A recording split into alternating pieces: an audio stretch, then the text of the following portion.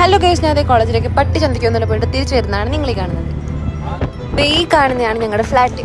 കോളേജിലാണെങ്കിൽ end semester exam തുടങ്ങാറായതുകൊണ്ട് lectures ഒന്നും ഉണ്ടായിരുന്നില്ല. ഞാൻ പെട്ടെന്ന് തിരിച്ചു വരികയും ചെയ്തു. മാത്രമേ എനിക്ക് തീരെ വയ്യായിരുന്നു. പിന്നെ ഇതായിരുന്നു ഗൈസ് എൻ്റെ outfit of the day. Outfit ചെക്കൊക്കെ കഴിഞ്ഞ് തിരിഞ്ഞു നോക്കുമ്പോൾ അതാണ്ട് ഡോറിൻ്റെ ഫ്രണ്ട് ഒരു പാക്കേജ് ഇരിക്കുന്നത്. ഇതുവരെ ആർക്കും വന്നാലേ എനിക്ക് വന്നിയാണ്.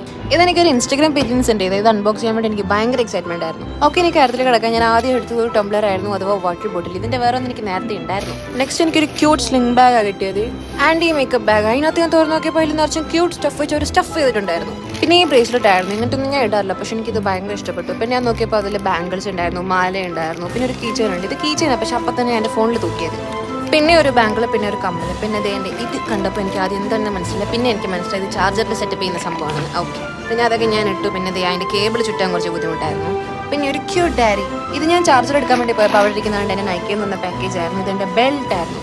അപ്പോൾ അത്രേ ഉള്ളൂ ഗായ്സ്.